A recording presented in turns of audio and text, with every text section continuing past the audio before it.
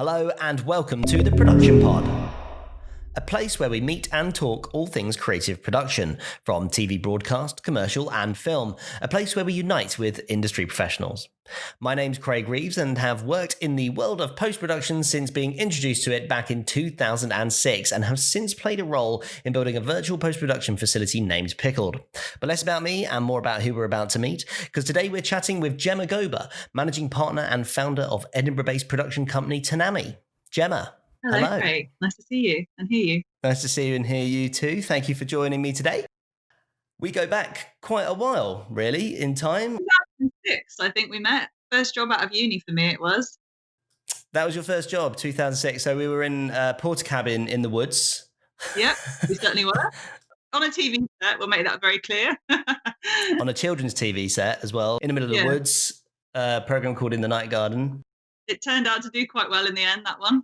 It's amazing how well the show has done, isn't it? I mean, 2006, we were filming it. I mean, that is an incredible amount of time that's been on the air and on the bedtime slot. Pretty good. Amazing, really amazing. What were you doing? You were kind of a production assistant at the time, is that correct? Yeah, so I was an assistant to the producers on that. Made a lot of tea and coffee and did a lot of running around and driving here, there and everywhere, errands. But it was great, like first experience, straight out of uni. I thought, wow, this is it, getting paid, and did that for best part of a year, I think, maybe eight months to a year. I can't remember quite. And then it all went downhill. Then I realized that actually in TV, they don't always pay you. So I think after that, I probably had about, again, maybe getting on for a year, 11, 12 months worth of working free, expenses only jobs. So a lot of internships, a lot of running. And looking back, I think I was really fortunate to be able to do that because, a lot of people haven't got, family that they could just go and stay with and freeload. I was the youngest child of the family. Between contracts, I was always going back home. And it is difficult. And I think now, that's a privilege. And I think it's good because the industry doesn't do those free unpaid internships at least as much as they used to. But it was almost expected that we would work for free back then. And it is wrong. But yeah, I did that for a year. So whether I was lucky enough or unlucky enough, that's what I did. A lot of sleeping on my auntie's floor, staying at friends' houses in London, spending months at a time in London and really, couch surfing and doing that. So yeah, really cut my teeth in the industry, but I got a lot of experience then. It took a while to get the first proper contract again, but I did eventually do that. And that was in Birmingham, is that right? Yeah. So then I stayed in Birmingham for a while actually and got some really into experience at North One Television. That was where I really, learned a lot there very quickly. And it was all very, very fast turnaround, a good mix of programs as well. So I think that was a really exciting place to work. Spent a bit of time at Maverick TV as well, and then at the BBC. So I think between those three companies, that really gave me such a good base. Three really different companies as well in terms of culture and management styles. And it was good to experience such a mix. But yeah, worked with some really inspiring people as well. And basically worked at all the big places in and around Birmingham, which is great. Yeah. I mean, we worked on Country File for the BBC. Coast as well. That was a good one. Fifth Gear with North One. Yeah, so some really good programs and like things like the Gadget Show and some of the programs I work on, they're still being made. And I think, God, what series could they possibly be on now? After a while, I mean, people that have done back-to-back contracts and freelancing in TV, it is exhausting. And I think there comes a point where you realize that when you go into a traditional job and you've got career prospects in terms of development plans, I never had one-to-ones, appraisals, development plans. And I'm not saying, oh, poor me, but actually, in your early 20s, when you're really trying and striving to going out there to impress people, kind of felt like everyone's looking after themselves a bit. And you've just got to find that next contract, that next chunk of work to keep you going. And no matter how hard I worked, I found that it was quite difficult to progress. And once you were in that researcher level and assistant producer level, I felt like sometimes, oh, Jemma, you need to now go and get some bachelor entertainment. You need to get some documentary experience before you can progress. You need to get some live broadcast experience before you can progress. So I just felt sometimes you just need to make that call to take charge of where you're going a little bit. And that's Know your why, own value. Yeah. exactly, and know when to tap out and when to just think, nah, I'm not learning anymore. And I think that's really important to realize that as well. Yeah. So from all the stress that you just mentioned about trying to arrange your own position in your career with all the contracts and what have you, that you then decided to set up a company and make it even harder for yourself, right? I know, I did. I did. That was just after I got my first ever permanent job. So when I'd had enough of telly, I decided to move over to the other side. So move to an agency, an advertising agency. It was like my first ever full-time job, and I had a salary, and I think I had holidays to take, and all these things that were quite a novelty to me.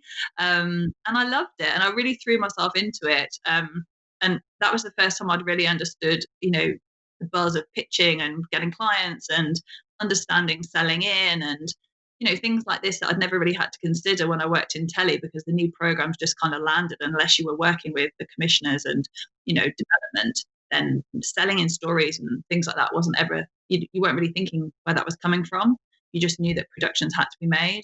So I think that was when I got a taste of working with clients, and I didn't really understand what a client was, to be honest. So it was all really new. So McCann was great in terms of learning all of that afresh. And I think I was kind of thrown a bit because it was so professional, and there were girls there, and guys that were a lot younger than me, and they had their shit together. And I was kind of getting into my late 20s, early 30s, and thinking, I'm still in my overdraft. I'm really, not quite sure if this is where I'm meant to be. And it's not all down to that, but I certainly felt like, everyone was progressing, and you do have that feeling sometimes where you almost feel like you've wasted a bit of time. But obviously, looking back now, I can see it was a good experience in TV. And So quite a bit of a culture difference then between working for the likes of BBC and North One Maverick and going into McCann. What would you say the significant difference is? Is it quite corporate, or how would you describe the difference? I don't think it's super corporate, but it was certainly a lot more corporate than I'd ever got used to. I remember before I started at McCann, I bought myself a suit. Right. I never even wore it, but it's just that you've got to be a bit more professional and a bit more put together. And I think, it was the first time that I ever really thought more, professionally, so to speak. But it was still a creative agency in that way. But I like that. I like that balance of, the professionalism, but with the creative edge to it too. So I think it was a bit of a culture shock at first, definitely. There were certainly things that I did that probably grated on people, and certainly things that I was like, this will be all right. No, it wasn't all right, So I think it was a bit of me kind of winging it and going with the flow, and I had to fit in quite a structured environment. So I think, I probably had to change quite a lot as well. Yeah, but in the same respect, though, I mean, you came from a production background. You knew production in and out, and I guess walking into an advertising agency, which, yes, they obviously have, production professionals there. You were ahead of the game in that respect, because obviously, anything that needs to be shot and what have you, you're kind of on it, and there's, you're not having to catch up there in that respect. No, definitely. And my job changed a lot actually, because I was I was working in the PR team, so I was doing a lot of writing. But the longer I was there, the more I was out shooting. So I was actually using cameras and editing stuff, and that part of my job grew and grew. And I don't think that at that time the company was in a position to make that a job that was going to work long term for me. So I just felt like I was swamped and being pulled in different directions. So that was when I felt like it was time to change. And that was in 2013, right? With Tanami, the formation of the early days. It was. So you set up Tanami in Edinburgh. So what? How did you move from being based in Birmingham to then deciding that you're going to set this company up in Edinburgh? What was the reasoning behind that? All within about a week, I think I realised that I was going to quit my job. I sold my car. I think I decided that although I really liked Birmingham, it never quite felt like home, I'd gone to university up in Scotland. I had a lot of friends still in Edinburgh, and it was just somewhere that even when I was younger, whenever I used to go to, I always used to think this city just pulls me in. I just really, really, really like it, and I could always see myself living here. And I think sometimes when you want to start afresh and just completely throw everything upside down, you just have to do something quite bold. And I think as well, the size of Edinburgh, I know this now, I didn't know this then, but it was actually perfect for starting up a business. It's a city, but it really does feel like a town, and you can get connected with people very quickly. And I think that was great for the early years, certainly. Yeah. Well, it's a very creative city as well, isn't it? I mean, I've been there a few times and seen you, obviously, and yeah, and someone that's never been to Edinburgh before, you'd set up there. Yeah, it's quite amazing how creative and wonderful the city is. It's like old and new and full of lots of different people. So, I mean, in that respect as well, like a great place to be creative as well, as you are. So Tanami is, and the question you probably get asked way too many times. Why is it called Tanami? Why have you called the company Tanami? It makes no sense, right? Yeah, it just made it up. No, when I was young, we lived in Australia for the best part of 7 years, and the road we lived on was called Tanami Close. And there's a huge desert in Australia called the Tanami Desert, and there's a road that links it, and it's just a word that I really liked, and I think because it's quite abstract, and I like the meaning as well. I think if you look it up, we've actually just had the definition from Wikipedia printed and put on a big board outside our office, which I can't remember now off the top of my head. I'm sure if you look at our Instagram, you'll see a print of it. But it's got it had got updated basically, and we didn't realise, but it's got a cool definition now as well. So Awesome. yeah, just one of those words, and I didn't ever want to call the business anything to do with my name or anything like that. I just always wanted to pick something quite general, and also the fact it's got a personal link is nice. So you've sold your car, you're moving up to Edinburgh. I guess setting up a company, I mean, I'm sure it's a thought that many have and then never see through. And some do, and it doesn't go anywhere. But it can be an anxious demand on oneself, can't it? So did you have clients already that you knew that you could set the company up and kind of facilitate these clients that are basically knocking at your door? Or did you sit there with a blank piece of paper, the name Tanami, and just go, right, I need to go hunting for clients now? I think it was a bit of both in the early days. Now Tanami specialises in video, but back then, I'm not going to lie, we were doing a bit of public relations, we were doing a bit of social media content. I was doing some business development for people. I was doing cold calling, but I was always focused on the video and the directing and the producing. So that was the core of the business. But when it's the early days, you've got to kind of try everything out as well. So you're not going to say no to work. So you within reason. So you're always just trying to see what's out there and networking. I was lucky enough that the startup community I got involved with and had a real buzz at the time. And I had a close friend that had recently started up a business and got funding, a lot, the crowdfunding route that people can go down, which I don't know a lot about, but I certainly benefited a lot from in giving my services to startup companies in the early days. So we were making videos or, writing PR, selling in stories for startups. So I'm lucky enough that a few people that I already had connections with gave us work. But very quickly things grew. And I remember actually I was working in a co-working space early on, and that was a great way of meeting people. And some of those businesses are still going now and are doing phenomenally well. Others, I know they're on their third or their fourth business, and they're starting to take off again. But it was so nice to be around those people that have got such energy and drive.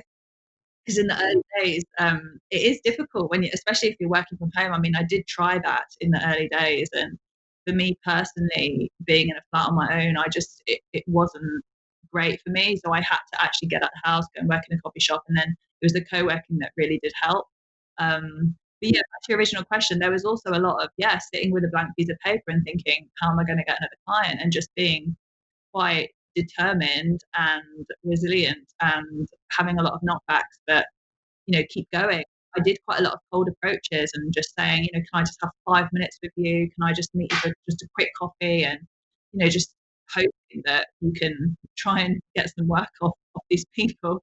And so your first employee was Craig Dorrell. Am I right in saying that? Yeah, I had an intern, a few interns before Craig. I had a girl called Dion actually, who Craig almost stepped in after. So she ended up moving to London, and that's when Craig came in. And she was great, and that was the first time that having someone else to do the doing of the work rather than me, trying to win the business and having to do it all.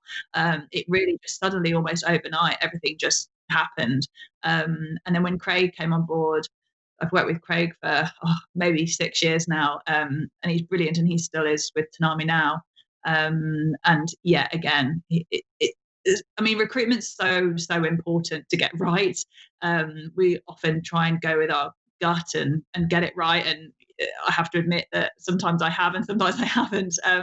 There's definitely learnings along the way with that, but I was very fortunate that when Craig found us at the right time, it was just a really good match. And I remember in his first few weeks with us, we had shoots where he was off filming at Premiership football clubs. He was traveling the world. We landed this job with City and Guilds actually, and we traveled all over the world. Dubai, we were in Botswana one week. We went to Johannesburg. Trying to think of all the places that we went, but we had an amazing time, and I don't think he could quite believe, getting paid to do this. This tiny company that he'd taken a chance to join. But yeah, we've always worked really well together, so it's been good. Must be quite daunting though, like employing that first person. I mean, the interns that you had as well. I mean, you go from, I suppose, being this person that sets up the company and you're putting a lot of weight on your own shoulders, and obviously like you're pulling the financial strings, and you're thinking, right, I need to employ someone, and that's a chunk of money, and when is it worth it? Do I need them? What, I guess what goes through your head when you're making that very first kind of paycheck to somebody, I suppose. Yeah. Internships aren't as much of a risk because often they're kind of 2 or 3 months, and I was lucky enough to get some funding to support those. But taking on the first member of staff is definitely scary. You're thinking to yourself, I'm not just paying my mortgage now, I'm paying someone else's mortgage and supporting them. And if it doesn't work, it's not just me that's up shit creek, So you do feel a lot of responsibility and you want to make it work. I wasn't one of those people that so I had friends that had startup companies, and when they started to employ people, they stopped paying themselves, and they started to pay salaries, and they couldn't afford to pay themselves month to month. And I saw people doing that, and I didn't quite understand it, to be honest with you. I didn't think that was right. So I was never going to employ until I was ready, and I wanted to pay people right. But I also needed to live myself. I was working hard and I wasn't prepared to not pay myself. I couldn't afford to not pay myself either. So I definitely didn't go down that route, and I wouldn't recommend going down that route. I've never really seen it work. It just ends up with the company leader being pissed off and frazzled at the end of the month. But it is stress, definitely. And you do have points where, yeah, of course, I'm not going to lie as well. I did have some months where I definitely pay myself less, definitely. But some months, you don't. So it swings and roundabouts. But I think on the whole, you need to remember and make sure that it's working for you as well as a business that you're enjoying, and not absolutely struggling to pay somebody else. One person that you've employed doesn't work. Yeah. You touched earlier on how you were, I suppose, bringing the clients in and then also performing the work on the project as well. And so, you're a creative person. You know how to pull a creative project together. You have to have an element of creative design and ideas of how that project is going to complete and deliver. And also, you're a business woman who is trying to do accounts and what have you. So one of the questions that I ask people is, how do you find mixing your creative mind and your business mind? Mm-hmm. Do you have to put a hat on differently for each, or is it one hat fits all?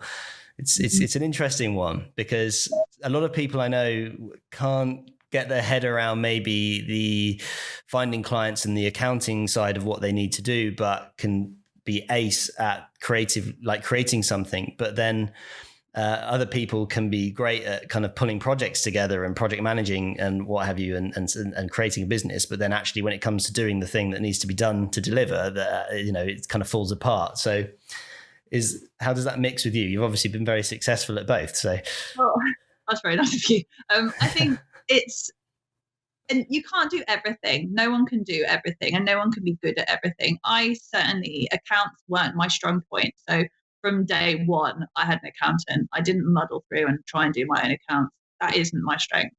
So you have to realize what is your strength and what isn't. I think I said earlier that I was using a camera back at the BBC. Now, when I first set up Tanami, people said, you're a one-man band. You can go out, you can shoot, you can record the sound, you can edit it. I didn't want to risk it. I didn't want to risk it. I wasn't a great camera operator. There's a bit of a difference into going in a house on to buy or not to buy and shooting tilts, pans, wides, and pretties, and walking out. I was never just gonna be able to do that. So I had to remember that you have to crew up the job properly. Starting Tanami, and then a pivotal point, was it 2017 that the cello group knocked on your door and said, hey, would you like to be a part of their family? What was the first thought that went through your head when you had that call? Did you make that call or did they make that call? How did that work? Yeah, so it was a funny one, really. The Leaf Agency is a company in the group that that Tanami was acquired by.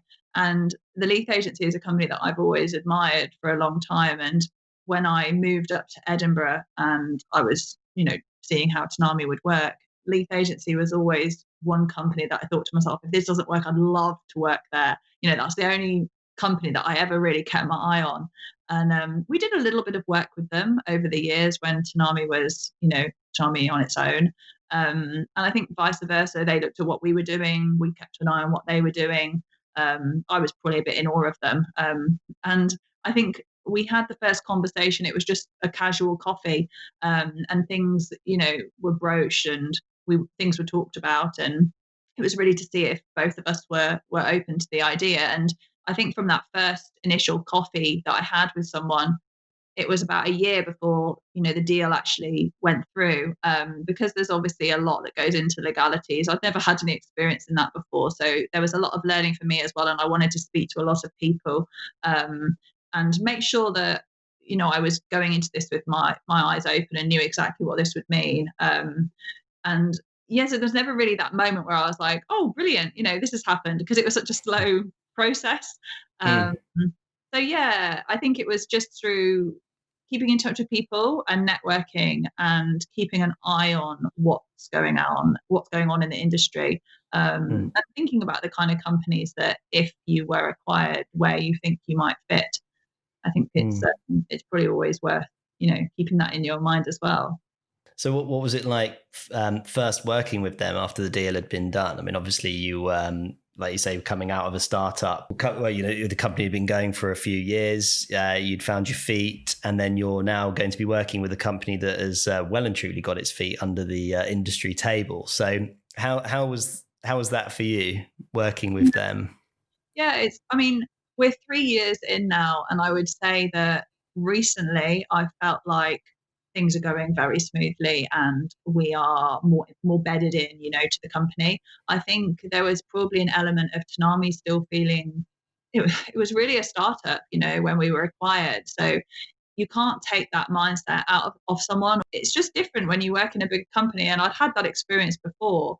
But yeah, I think it's two cultures colliding, and it's never that easy at the start. And I think there was probably a bit of confusion as well about where we were fitting in. But I think on the whole, things have gone well, and I think now more than ever, we feel extremely settled.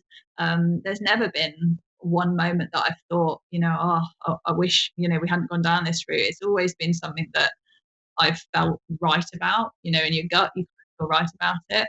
But I think that's because, we we knew the companies that we were getting involved with as well. And you have to, admire those companies that you're going to end up working with, and you like the clients that they're with as well. So, yeah, it's been amazing. And I remember the first shoots that we worked on. We were going and filming with Iron Brew, and other clients as well. But it was great. Yeah, really, really good, and good to be working with a whole new bunch of people, like loads and loads of different people that we'd never worked with before in all these different departments, and working with some amazing, creative talent, working with different directors that we'd never worked with before. And, it was great.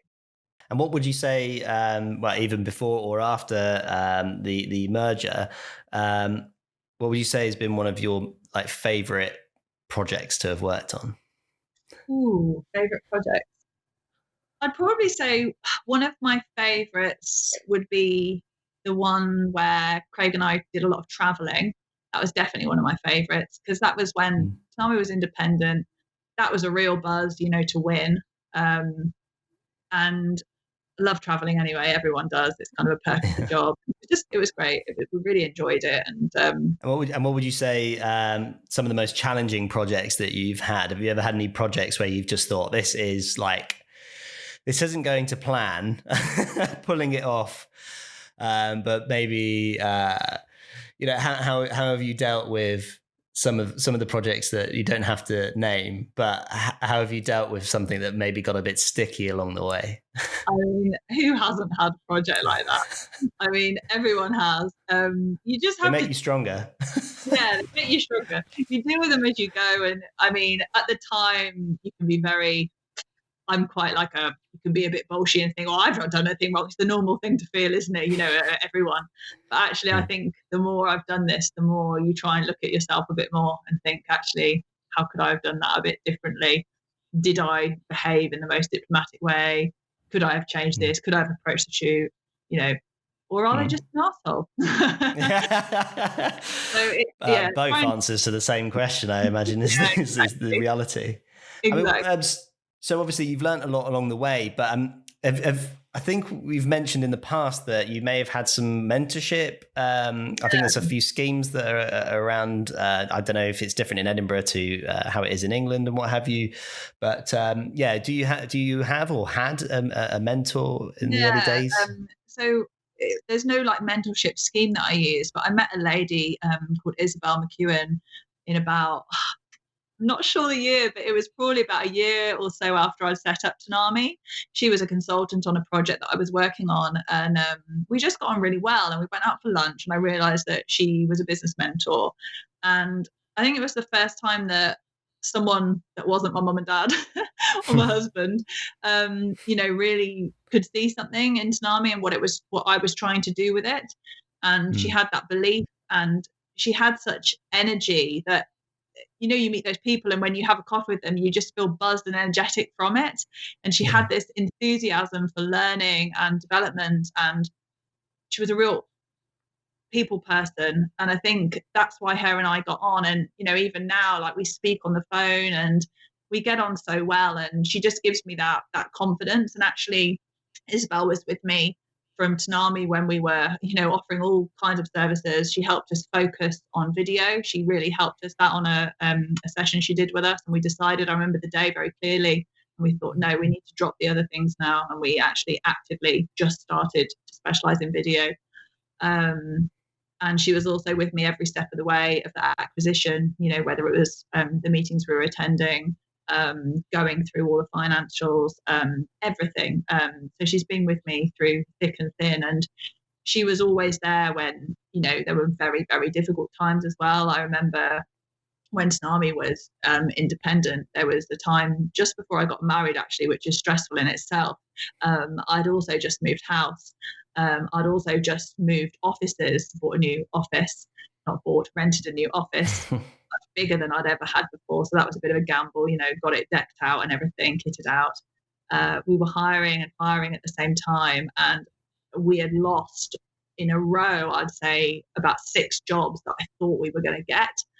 And I wasn't in a good place. And, the stress, and you feel like you're on a treadmill, and I wasn't taking a day off. I was working ridiculous hours. Everything starts to suffer, including your health. And you don't realize at the time how horrible stress is, and what it can do to you. But yeah, I certainly had an experience of that, and I won't let that happen again. But she was with me through all of that, and kept saying, you've just got to keep going. You've got to get through this bit. It's just a dip. You've got to get through it. And I think it was so good to have someone supporting like that, because there's a much you can believe your dad.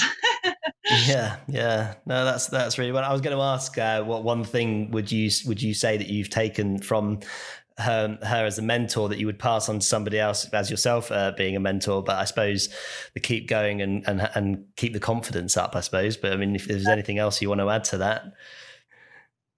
Yeah, I would just say start speaking to people, or just send an email to anyone that you admire. I think people are always open and probably flattered by requests for them to be a mentor. Anyone can be a mentor. Isabel just happened to be really good at it. I wasn't looking for one.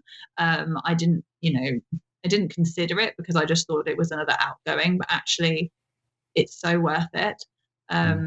There's all different kinds of mentors you can have, a business coach, or, more like a life mentor or a life coach. There's all different approaches, but it's finding the right one for you. And I would say as well, from that first meeting whether someone's right or not, and people aren't offended. Well, they might be. It depends how you dog your mentor. But you find the right one for you. So you are recently a mother to Anatolia, the gorgeous Anatolia. And I was reading an article that you only put out a couple of days ago about your experiences of becoming a mother and returning back to work after your maternity leave.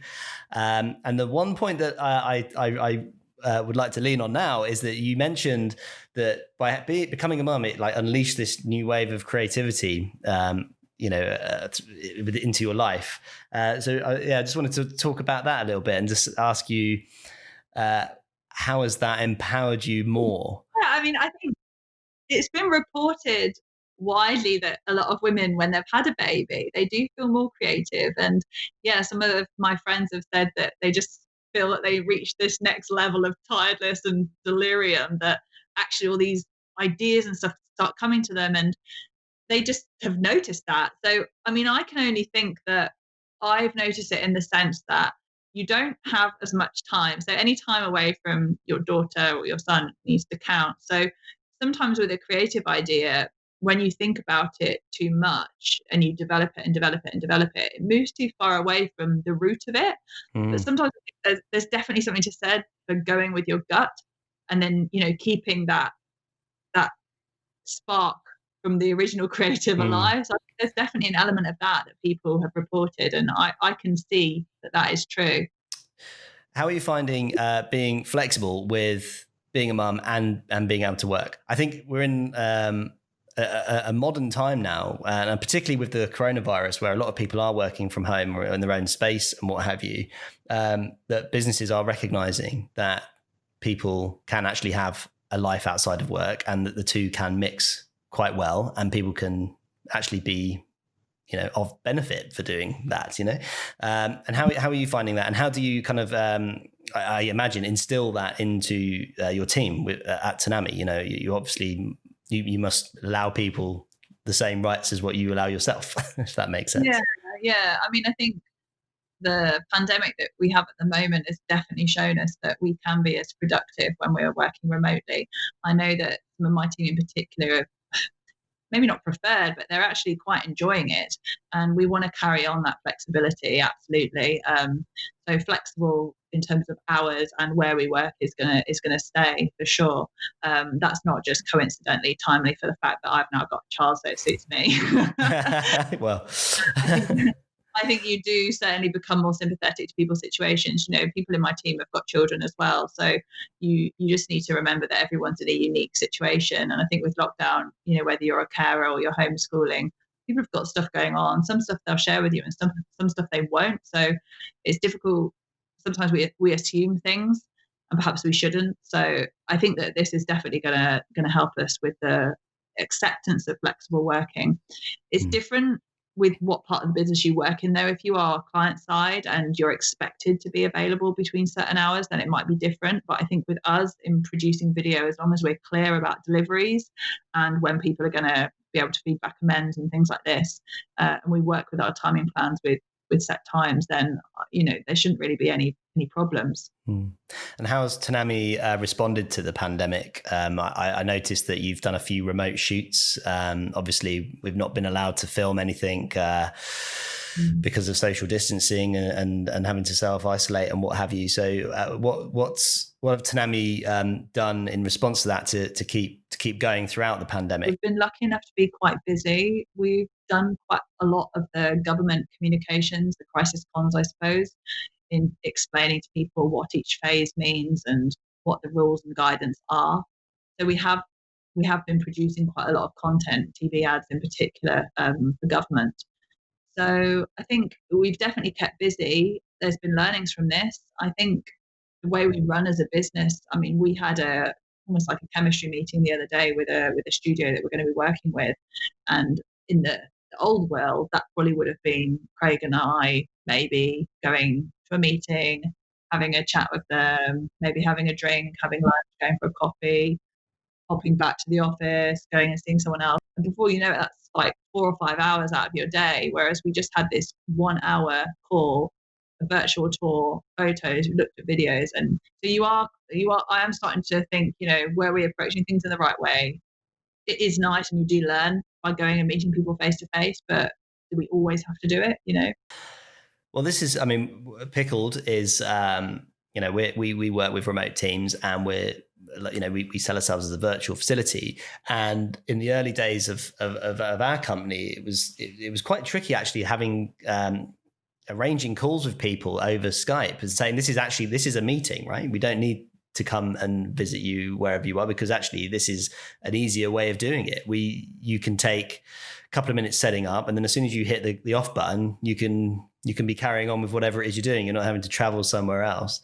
But I think since the pandemic, it's certainly made this a lot more accessible, and people just think this is a great way to do it now. It's kind of took all the inhibition out of it, whereas before I think it was a bit taboo. Yeah, definitely.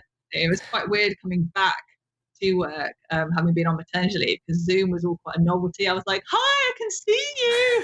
It's like, yeah, shut up, Jem. It's really hard, isn't it? The whole homeschooling and looking after kids, and everyone's just like looking at you with a glazed look over their eyes. Yeah. I learned very quickly not to moan.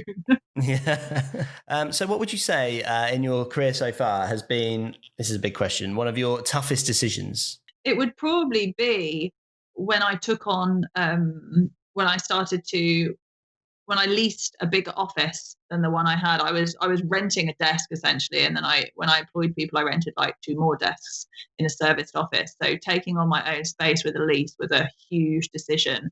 And as I said, after that, I lost a lot of jobs on the trot. So it was a huge decision, and one that, again, it was just, I felt like it was the right thing to do. And, I'd planned so much about it. I was so determined to make it a success. I was so proud of it that I just had to keep going with it and keep running. But I was worried at the same time, I was worried. So that was definitely one of the biggest decisions. I would say the acquisition wasn't a big decision for me. I think it was, I knew it felt like the right thing to do at the time. Yeah. So Jemma, I'd say, you've been very successful in what you do. You've created a company from nothing to something, you've been recognized by a massive agency that wanted you a part of their team. Would you say that it's been really hard graft, or would you say that you've been fairly lucky and everything's kind of fell into place for you? Well, first of all, it makes me feel uncomfortable when people say that I've been successful. There's so many people out there that I really aspire to be like and that I'm in awe of. And then when people say that, I've done well, I just think, oh, but in the scheme of things, I really haven't. There's so much that I still need to learn and do. But I mean, it's nice of you to say that, but you know what? It used to annoy me years ago, maybe like, I don't know, a few years ago, when people used to say, oh, gosh, you've been so lucky. And I used to feel really resentful towards them, because I knew how much hard graft, sweat and tears I'd put into this to make it a success. But now, looking back, I realized that actually, there's other people out there that are working just as hard as I was and that haven't had that break for whatever reason that is. So I wouldn't be so conceited now to say that there isn't any luck involved. There certainly was a bit of luck involved. There was a right place, right time, but there was also a lot of hard work. So some people say, the harder you work, the luckier you get. And I kind of believe a bit of that. It's not all luck, but it's not all your hard work. 100%. I mean, we discussed on another podcast about people knowing people and get like who people know, that old saying, it's who you know. And I find a lot of people find themselves in positions, in their career based on the fact that they knew somebody. And my response to that is it is who you know, and it's how you get to know those people. Like you have to put yourself in a position to know these guys, and you have to have, added value to yourself and learn from yourself and what you do. And eventually people recognize that and they want to invest in you too. And you don't have to come into the industry or start your career with knowing people and with your dad knowing someone or something like that. I certainly didn't know anybody that had ever worked, in production or in TV. So you just have to go for it at the start. But yeah, it pisses me off when people are like, "Oh, my mum's friend," So I didn't any of that. Yeah. It is. That's typical of the industry, though. It's someone's father is a director, and they happen to just get like they didn't need to become a runner and make tea and coffee for anyone. They just straight up became a director themselves or whatever. I made so much tea and coffee. I didn't know people's names on set. I just look at them and be like, black coffee, and then it'd be like white tea, 1 sugar, black coffee in the afternoon. Like, I didn't know people's names. And did you get sold university based on the fact that when you left you'd be like on £40,000 salary and like you would never have to like work your way up again? Because that's what I was told, and that's a load of bollocks. Like I was on no money making everyone tea and coffee. No one was ever as bold to pretend that there was money in the early days of working in this industry. No one ever fobbed me off with that. So no, there was no shock there for me. Yeah, it was hard. I mean, so my first job was Ragdoll, and then you kind of came along very shortly after that, and we got on well. We've been friends ever since, and it's been strange seeing people kind of come and go. You see the same people kind of floating around the industry, and you see those that maybe jump ship early days. I mean, it is hard. It's a hard slog. I mean, nobody wants to spend months and months and months just making tea and coffee. It doesn't feel like you're really getting anywhere, because you're not being creative. You're not doing the job that you thought you were going to be doing. But perseverance, right? Definitely. And that's what really annoys me about the industry. And especially, when we first went into the industry, 10 or 15 years ago, because it was, you need to have people from diverse backgrounds coming together and making these productions. And at the moment, well, back then, if you didn't have the family that you could turn to, or, the home that you could keep going back to and living rent free, pissing off your parents, then what hope do you have, And my final question, if you could give advice, if you could go back in time and give yourself advice, just maybe before you were setting up Tanami, or the first time that you walked through the doors of Ragdoll in that porter cabin, what advice would you go back and give yourself now? Probably be patient.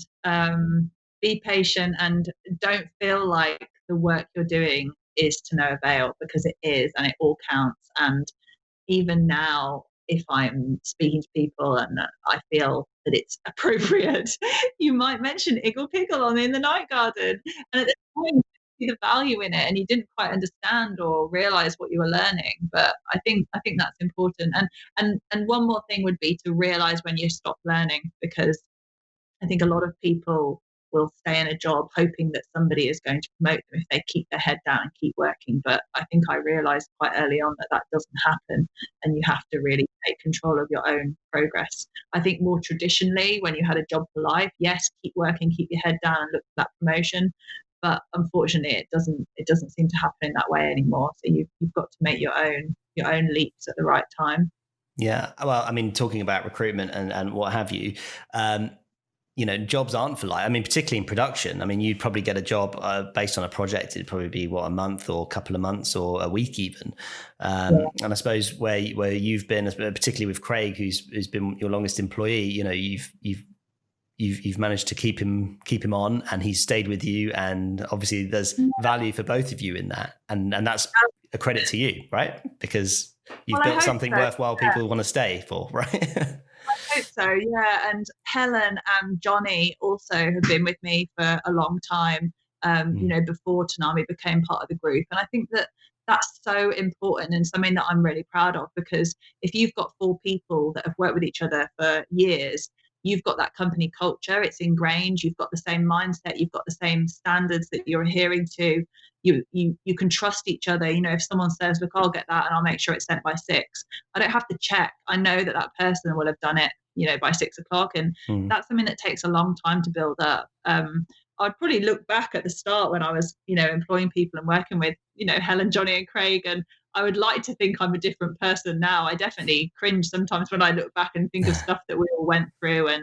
But we learn a lot about each other. And I think with management and with people and learning and understanding people, that's something that you have to grow and learn with as well. You're not born into management. And before I set up Tanami, I'd never managed one person in my whole life. I'd always worked for people, really, or worked in teams. So it's all new and we all make mistakes and we all have learnings from it. But I'd like to think that we've got a really good working relationship now. It's really solid, and people that, with the 4 of us at the core of Tanami, if people come and go, or we've got some really great people that have joined us now, and it feels stable.